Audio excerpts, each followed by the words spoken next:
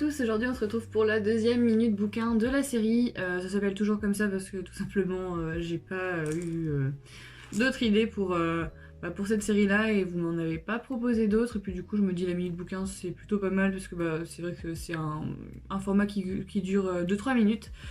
Donc aujourd'hui on va parler de quelque chose qui est tout à fait différent de ce qu'on a dû parler la dernière fois en fait. Puisque on va parler de BD en fait, donc de BD, donc c'est la première partie c'est un petit goût de noisette et un petit goût de noisette et de fruits rouges, donc c'est le deuxième tome de la BD, le troisième n'est pas encore sorti.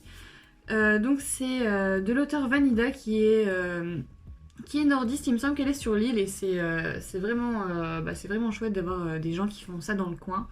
Donc moi de base je suis pas trop BD, je suis plus manga etc. Mais alors du coup quand j'ai vu les couleurs justement de CVD en fait, c'est vraiment hyper artistique quoi. Ça fait un peu aquarelle. En fait, toutes les histoires ont des couleurs prédominantes différentes. Donc là, c'est du vert. Vous avez l'histoire de Corentin au-dessus. Après, vous en avez une où les prédominantes sont rouges. Et je vais vous en montrer une bleue si jamais j'en trouve une. Non, je vais vraiment montrer celle-ci qui est dans les tons orangés en fait. Et c'est des histoires d'amour, donc moi du coup j'aime bien ça. Et toutes les histoires ont un rapport en fait avec les personnages, tous les personnages ont un rapport entre eux. Et j'ai vraiment trouvé ça vraiment super artistique, c'est vraiment poétique. Donc le premier, ça pose les bases avec la première histoire en fait.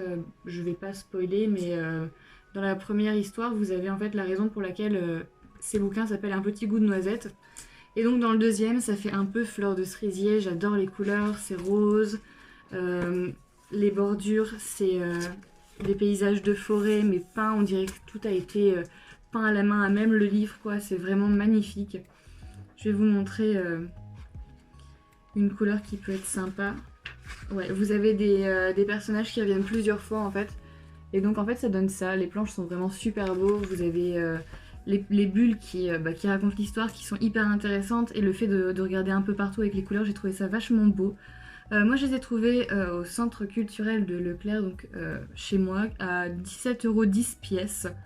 Mais c'était écrit prix éditeur 18€, donc je les ai eu un peu moins cher. J'ai hâte que le tome 3 sorte. D'ailleurs, je pense que je mettrai le compte Instagram de l'auteur en barre d'infos parce que j'ai vraiment adoré. C'est vraiment des histoires d'amour qui sont toutes différentes, un peu poétiques. Il y a des histoires d'une nuit, il y a des histoires d'une vie, des débuts d'histoires d'amour et j'ai trouvé ça vraiment super émouvant. Donc moi je les ai lus d'une traite.